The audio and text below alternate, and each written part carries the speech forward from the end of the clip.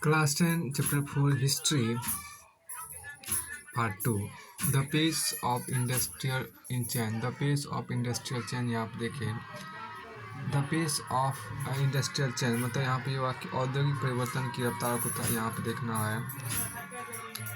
औद्योगिक परिवर्तन की जो रफ्तार है यहाँ पे उसको देखिए। इसमें जो आपको कहा गया है क्या, how rapid was the process of industrialisation. देखिए how rapid was the process of industrialisation. Does industrialisation mean only the growth of factory industries. यहाँ पे इसका ये मतलब कि औद्योगिकरण की प्रक्रिया कितनी तेज़ थी। औद्योगिकरण की प्रक्रिया कितनी तेज़ थी। क्या औद्योगिकरण का मतलब केवल फैक्ट्री उद्योगों के विकास तक ही सीमित होता है। क्या औद्योगिकरण का मतलब केवल फैक्ट्री उद्योगों के विकास तक ही सीमित होता है। First, the most dynamic industries in Britain were clearly cotton and metal. देखिए the most dynamic industries in Britain were clearly cotton and metals. पहला देखिए सूती उद्योग और कपास उद्योग ब्रिटेन के सबसे फलते फूलते उद्योग थे। पहला देखिए क्या कि सूती उद्योग और कपास उद्योग। तो सूती उद्योग और कपास उद्योग ब्रिटेन के सबसे फलते फूलते उद्योग थे। सूती उद्योग और कपास उद्योग ब्रिटेन के सबसे फलते फूलते उद्योग थे। The most dynamic industries in Britain were clearly cotton and metals, growing at a rapid pace. Cotton was the leading sector in the first phase of industrialization up to the 1840 decades. तो यहाँ पर जो आपको कहा गया क्या कि देखिए क्या कि तेज़ी से बढ़ता हुआ कपास उद्योग 1840 के दशक तक औद्योगिकरण के पहले चरण में सबसे बड़ा उद्योग बन चुका था। तेज़ी से बढ़ता हुआ कपास उद्योग 1840 के दशक तक औद्योगिकरण के पहले चरण में आपको सबसे बड़ा उद्योग बन चुका था। After that the iron and steel industry led the way. इसके बाद लोहा और स्टील उद्योग आगे निकल गए। With the expansion of railways in England from the 1840 decades and in the colonies from the 1860 decades, the demand for iron and steel increased rapidly. देखिए 1840 के दशक से इंग्लैंड में और 1860 के दशक से उसके उपनिवेशों में रेलवे का विस्तार होने लगा था। फलस्वरूप लोहे और स्टील की जरूरतें तेजी से बढ़ी। By 1873 Britain was exporting iron and steel worth about $77 million, pound, double the value of its cotton export. देखिए 1873 तक ब्रिटेन के लोहा और स्टील निर्यात का मूल्य लगभग 7.7 करोड़ पाउंड हो गया था। यह राशि इंग्लैंड के कपास निर्यात के मूल्य से दोगुनी थी। तो यह जो राशि थी आपको यह राशि आपको इंग्लैंड के कपास निर्यात के मूल्य से दोगुनी थी।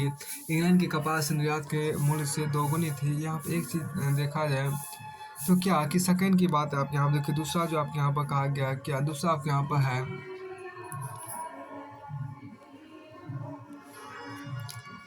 देखिए क्या कि the new industries could not easily displace traditional industry even at the end of the 19th century.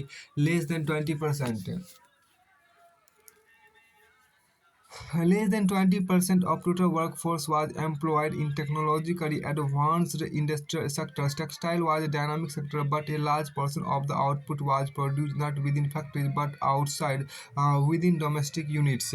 यहाँ पर जो सेकंड में कहता है क्या नए उद्योग परंपरागत उद्योग इतनी आसानी से हाशिए पर नहीं ढकेल सकते थे। 19वीं सदी के आखिर में भी तकनीकी रूप से विकसित औद्योगिक क्षेत्र में काम करने वाले मजदूरों की संख्या कुल मजदूरों में 20% से ज़्यादा नहीं थी। कपड़ा उद्योग एक गतिशील उद्योग था, लेकिन उसके उत्पादन का बड़ा हिस्सा कारखानों में नहीं बल्कि घरेलू इकाइयों में होता था। तीसरा जो मुख्य आपको रीजन दिया गया वो यहाँ पर आपके है कि तीसरा देखिए क्या कि the pace of changing in the traditional industries was not setup by steam powered cotton और metal industries but they did not remain entirely stagnant either. यहाँ पर देखिए जो तीसरा कहा गया, यद्यपि परंपरागत उद्योगों में परिवर्तन की गति भाप से चलने वाले सूती और धातु उद्योगों से तय नहीं हो रही थी, लेकिन यह परंपरागत उद्योग पूरी तरह ठहराव की अवस्था में भी नहीं था। Seemingly ordinary and small innovation were the basis of the growth in many non-mechanized sectors such as food processing, building, pottery, glasswork, tanning, furniture making and production of implements। देखिए यहाँ पर जो कहा है खाद्य प्रसंस्करण, देखिए खाद्य प्रसंस्करण, निर्यात, पॉटरी, कांच के काम, चर्म शोधन, फर्नीचर और औजारों के उत्पादन जैसे बहुत सारे गैर मशीनी क्षेत्रों में जो तरक्की हो रही थी वह मुख्य रूप से साधारण और छोटे छोटे आविष्कारों का ही परिणाम थी। फोर्थ में यहाँ पर क्या कहा गया कि फोर्थ कहा गया technological changes occurred slowly, they did not speed dramatically across the industrial landscape। New technology was expensive and merchants and industrialists were cautious about using it। The machines often broke down and repair was costly। They were not as effective as their inventors and manufacturers claimed। Manufacture का यहाँ देखिए चौथा क्या था कि प्रौद्योगिकी बदलावों की गति धीमी थी। औद्योगिक भूदृश्य पर ये बदलाव नाटकीय तेजी से नहीं फैले। प्रौद्योगिकी बदलावों की गति धीमी थी, औद्योगिक भूदृश्य पर ये बदलाव नाटकीय तेजी से नहीं फैले। नई तकनीक महंगी थी। सौदागर एवं व्यापारी उनके इस्तेमाल के सवाल पर फूक कर कदम बढ़ाते थे। मशीनें अक्सर खराब हो जाती थी और उसकी मरम्मत पर काफ़ी खर्चा आता था। वे उतनी अच्छी भी नहीं थी जितना उनके आविष्कार और निर्माताओं का दावा था। तो फिर आगे कहा था क्या, consider the case of steam engine. तो यहाँ पर कहा गया consider the case of steam engine जेट Watt improve the steam engine produced by Newcomen and patented the new engine in 1781। देखिए इस बात को समझने के आइए भाप के इंजन का उदाहरण ले। जेम्स वाट ने न्यू कॉमन द्वारा बनाए गए भाप के इंजन में सुधार किया। 1871 में नए इंजन को पेटेंट करा लिया। तो नए इंजन को उसने पेटेंट करा लिया। His industrialist friend Matthew Boulton manufactured the new model, but for years he could find no buyers। At the beginning of the 19th century, there were no more than 321 steam engines all over England। Of these 80 were in cotton industries, 9 in wool industries, and the rest in mining, canal works, and iron works। Steam engines were not used in any of the other industries till much later in the century. So even the most powerful new technology that enhanced the productivity of labor manifold was slow to be accepted by industrialists। देखिए इस model उत्पादन उनके दोस्त उद्योगपति Matthew बुल्टन ने किया, पर सालों तक उन्हें कोई खरीदार नहीं मिला। 19वीं सदी की शुरुआत तक पूरे इंग्लैंड में भाप के सिर्फ 321 इंजन थे।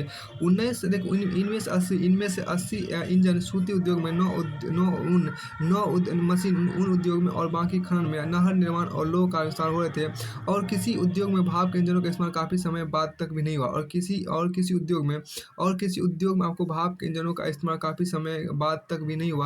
यानी मजदूरों की उत्पादन क्षमता को कई गुना बढ़ाने की संभावना वाली सबसे शक्तिशाली प्रौद्योगिकी को अपनाने में भी उद्योगपति बहुत हिचकिचा रहे थे। फिर आपको आगे यहाँ पे कहता है क्या, हिस्टोरिकल देखिए हिस्टोरियंस नो हैव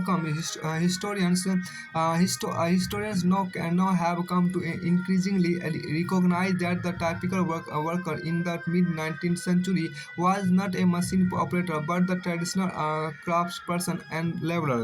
देखिए अब इतिहास की इस बात को मानने लगे कि 19वीं सदी के मध्य का औसत मजदूर मशीनों पर काम करने वाले नहीं बल्कि परंपरागत कारीगर और मजदूर ही होता था। अब इतिहास की इस बात को मानने लगे कि 19वीं सदी के मध्य का औसत मजदूर मशीनों पर काम करने वाला नहीं बल्कि परंपरागत कारीगर और मजदूर ही होता था। फिर आपको आगे यहाँ पे कहा गया क्या कि ए स्पिनिंग फैक्ट्री इन 1830। देखिए यहाँ पर क्या कि एक 1830 की 1830 एक कताई फैक्ट्री, देखिए आप 1830 की एक कताई फैक्ट्री यहाँ पर आपको देखिए। तो यहाँ पे जो कहा गया कि you can see how giant wheels moved by steam power could set in motion hundred of spindles to manufacture thread. यहाँ पर आपको कहा गया क्या, देखिए आप देख सकते हैं कि किस तरह भाप की ताकत से चलने वाले विशालकाय पहिए एक साथ सैकड़ों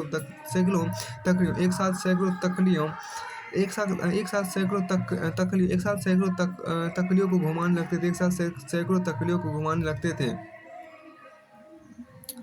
तो फिर आपको आगे यहाँ पे कहता है आपको हाउ, देखिए hand labour and steam power, देखिए hand labour and steam power, देखिए हाथ का श्रम और वापस शक्ति, देखिए आपको हाथ का श्रम और वापस शक्ति यहाँ पर आपको देखिए। पहला आपको इन विक्टोरियन, देखिए यहाँ पे कहा गया in Victorian Britain there was no shortage of human labour, poor peasants and vagrants move to the cities in large number in search of jobs waiting for works.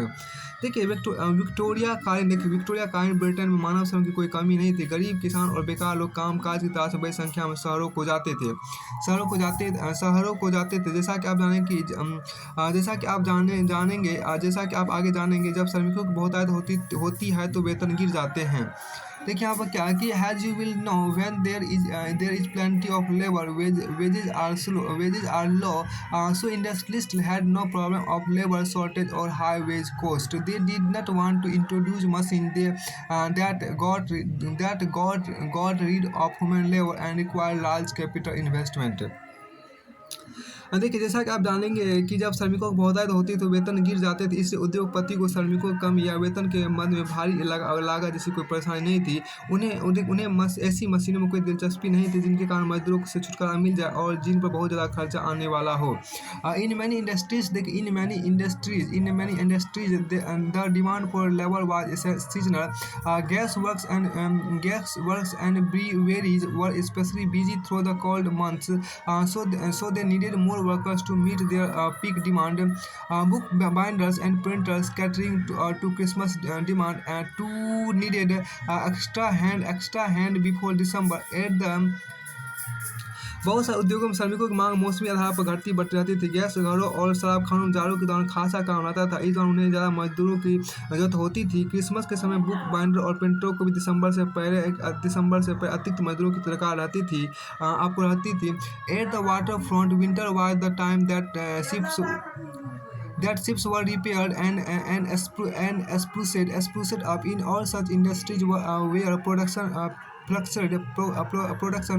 fluctuated with the season, industries usually prefer hand labor, employing workers for the season. देखिए यहाँ पर क्या कि बंदरगाहों पर जहाज़ों की मरम्मत और साफ सफाई एवं सजावट का काम बाजारों में ही किया जाता था। जिन उद्योगों में मौसम के साथ उत्पादन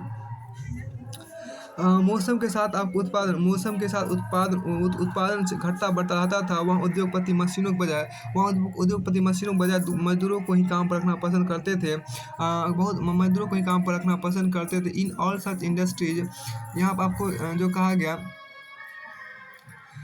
हाँ देखिए in all such industries where production fluctuate with the season, industries usually prefer hand labour employing workers for season. तो घटता बढ़ता रहता तो वहाँ उद्योगपति मशीन बजाय मजदूरों को ही काम पर रखना पसंद करते थे।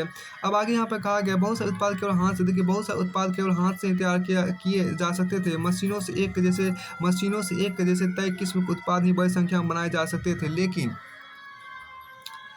लेकिन बाजार में अक्सर बारीक डिजाइन और खास आकार वाली चीज़ों की काफ़ी मांग रहती थी। उदाहरण के ब्रिटेन 19वीं सदी के मध्य 500 तरह के हथौड़े और 45 तरह की कुल्हाड़ियाँ बनाई जा रही थी और इन्हें बनाने के लिए यांत्रिक प्रौद्योगिकी की नहीं बल्कि इंसानी निपुणता की जरूरत थी। विक्टोरिया कालीन ब्रिटेन में विक्टोरिया काल में ब्रिटेन में उच्च वर्ग के लोग कुलीन और पूंजीपति वर्ग और हाथों से बनी चीज़ों को तरजीह देते थे। हाथ से बनी चीज़ों को परिष्कार और सुरुचि का प्रतीक माना जाता था। उनकी फिनिशिंग अच्छी होती थी, उनको एक एक करके बनाया जाता था और उनका डिज़ाइन अच्छा होता था। मशीन से बनने उत्पादों को उपनिवेशों में निर्यात कर दिया जाता था।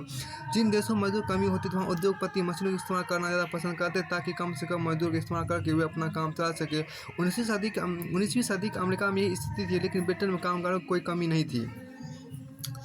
अब यहाँ पर देखिए क्या कि इन मैनी ये हो चुका था। अब आगे यहाँ पर है, देखिए a range of product could be produce only with hand labour. Machines were oriented to producing uniforms standardised goods for a mass market, but the demand in the market was often for good with intricate designs and specific shapes. In mid 19th century, Britain, for instance, 500 varieties of hammers were produced, and 45 kinds of axes. These required human skill, not mechanical technology. In Victorian Britain, the upper classes, the aristocrats, and the bourgeois prefer things produced by hand. Handmade products came to symbolize refinement and class.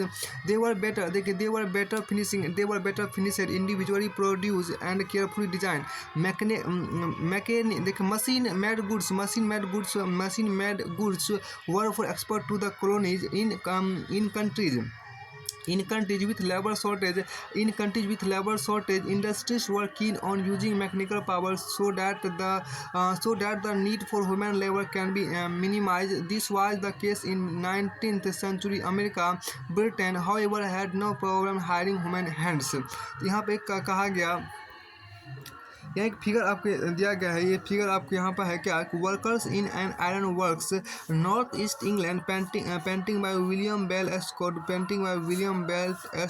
इन 1861। लोहे की factory मजदूर उत्तर पूर्व England, William Bell Scott की painting 1800 में बनाया गया है। देखिए many artist from the late 19th century began idealizing workers. They were shown suffering hardship and pain for the cause of the nation. देखिए 19वीं सदी का आखिर में बहुत सारे कलाकार मजदूरों को आदर्श के रूप में प्रस्तुत करने लगे। उन्हें राष्ट्र के लिए कठिनाइयां और पीड़ा झेलते हुए दिखाया जाता था। तो फिर आपको आगे यहाँ पे कहा गया, एक यहाँ पर लास्ट फिगर आप इसको देख ले सकते हैं। यहाँ एक फिगर आपको है क्या कि हाउसलेस एंड हंगरी का यहाँ पे एक फिगर है। देखिए houseless and Hungary painting by Samuel look Fields in 1874. This painting shows the homeless in London applying for tickets to stay overnight in a workhouse. These shelters, देखिए यहाँ पर क्या कि these shelters were maintained under the supervision of the Poor Law Commissioners for the destitute wayfarers, vendors, and poundling. Staying in these workhouses was a humiliating experience. Everyone was subjected to a medical examination to see whether they were carrying disease. Their bodies were cleansed and their clothes purified. They had to also do hard labor. फिर यहाँ पर आपको कहा गया क्या कि बेघर और भूखे सैमुअल ल्यूक फ्रीदेस की पेंटिंग 1870 के यहाँ दर्शाया गया है। इस पेंटिंग दर्शाया गया कि लंदन में बेघर लोग एक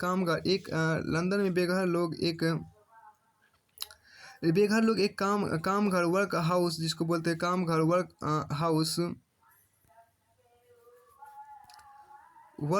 जिसको कामघर बोलते हैं।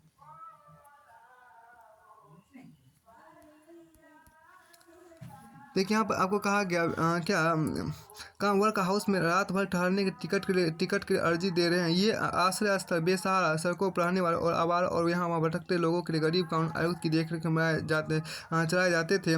इन वर्क हाउसों में रहना जिल्लत की बात थी। हर एक की डॉक्टरी जांच करके ये पता लगाया जाता था कि व्यक्ति बीमार तो नहीं है, उनका शरीर पूरी तरह साफ है या नहीं, और उनके कपड़े मैले तो नहीं है। उन्हें कठोर परिश्रम भी करना पड़ता था। तो फिर आपको आगे यहाँ पे कहता है, यहाँ पे एक आगे का आपको है एक्टिविटी में थोड़ा सा यहाँ पर देख लीजिए। एक एक्टिविटी आपको यहाँ पर है क्या,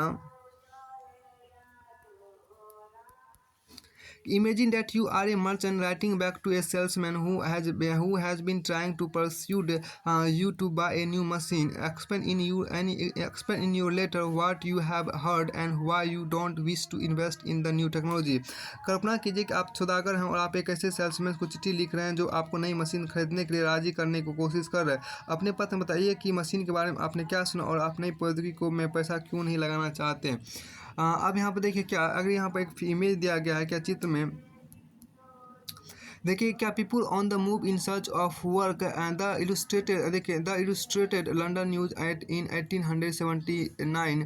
देखिए यहाँ पर क्या, काम की तलाश निकले लोग, the illustrated London News 1879। Some people were always on the move selling small goods and looking for temporary work. कुछ लोग छोटी मोटी चीज़ें बेचते और अस्थायी काम तलाशते हुए हमेशा एक जगह से दूसरी जगह भटकते रहते थे। फिर यहाँ पर सोर्स ए दिया गया है, सोर्स ए यहाँ पर देखिए सोर्स ए या था सोर्स कॉम दिया गया। विल, देखिए Will Thorne is one of the those who went in search of seasonal work loading bricks and doing odds jobs. He describe how job seeker walk to London in search of work. William Thorne मौसमी काम की तलाश में निकलने वाले मजदूरों में से एक थे। उन्होंने ईंट ढोई और अन्य छोटे मोटे काम किए। वह बताते हैं कि नौकरी के इच्छुक किस तरह पैदल लंदन जाते थे। देखिए यहाँ पर कहा कि आई हैड ऑलवेज, देखिए यहाँ पर क्या कि I had always wanted to go to London and my desire was stimulated by letters from an old workmate who was now working at the Old Kent Road gas works. I finally decided to go in November 1881 with two friends. I started out to walk the journey filled with the hope that we would be able to obtain employment when we get there. With the kind assistance of my friend, we had little money when we started, not enough to pay for our food and lodgings each night until we arrived in London. देखिए मैं हमेशा London जाना चाहता था। मेरी इच्छा हमेशा एक पुराने दोस्त के खतों को पढ़कर मजबूत हो जाती थी। वह Old Kent Road gas works में काम करता है। आखिरकार मैंने जाने का मन बना लिया। नवंबर 1881 में मैं दो दोस्तों के साथ मैं सफ़र पर निकला। हम इस आशा से भरे हुए थे कि वहाँ पहुँचते ही अपने दोस्त की मदद से हमें रोजगार मिल जाएगा। जब हम निकले तो हमारे पास खास कोई पैसा नहीं था। लंदन तक के रास्ते के लिए खाने और रात को ठहरने का पैसा भी नहीं था। कई दिन हम नहीं था। उसके आगे यहाँ पर कहता है, some days we walk as much as 20 miles and other days less. Our money was gone at the end of the third day. For 2 nights we slept out, once under a haystack and once in an old farm set. On arrival in London we tried to find my friend but were unsuccessful. देखिए क्या, कई दिन हम 20 मील और कई बार उससे कम पैदल चलते थे। तीसरे दिन हमारे पैसे खत्म हो गए थे। 2 रातें हमने बाहर ही सोते हुए गुजारी। एक बार भूसे के ढेर तले और एक बार खेत में बने एक शेड में। लंदन पहुंचने पर मैंने अपने दोस्त को ढूंढने का प्रयास किया लेकिन नाकामयाब रहा। Our money was gone, so there was nothing for us to do but to walk around until late at night and then try to find some place to sleep. We found an old building and slept in it that night. The next day, Sunday, late in the afternoon, we got to the old Kent gas works and applied for work. To my great surprise, the man we had been looking for was working at the time. He spoke to my foreman and I was given a job. पैसा तो जा ही चुका था, इसलिए अब हमारे पास देर रात तक यहाँ वहाँ भटकते रहने के अलावा और कोई चारा नहीं था। शाम को हम सोने का कोई ठिकाना ढूंढते थे। हमने एक पुरानी इमारत ढूंढी और एक रात उसी में बिताई। अगले दिन इतवार था, मतलब रविवार था। दोपहर बाद हम ओल्ड कैंट गैस वर्क्स पहुँचे। वहाँ हमने काम की अर्जी दे दी। यह देखकर मेरा अचरज की सीमा न रही कि हम जिसे ढूंढ रहे थे वह वही काम कर रहा था। उसने फोरमैन से बात की और मुझे नौकरी पर रख लिया गया। कोटेड इन, देखिए quoted in Raphael, the quoted in आपको क्या कोटेड इन आपको Dyos Raphael Samuel comers and goers in H.J. Dyos and Michaels. यहाँ पर क्या है कि राफेर आपको देखिए रेफेर आपको quoted in refer Samuel comers and goers in H.J. Dyos and Michael Wolff eds the Victorian city image and realities. H.J. Dyos एवं Michael Wolff the Victorian city image and reality 1973 में refer Samuel के लेख commerce workers and गोवर्स में उद्दीत किया गया है। फिर आपको आगे यहाँ पर कहा गया,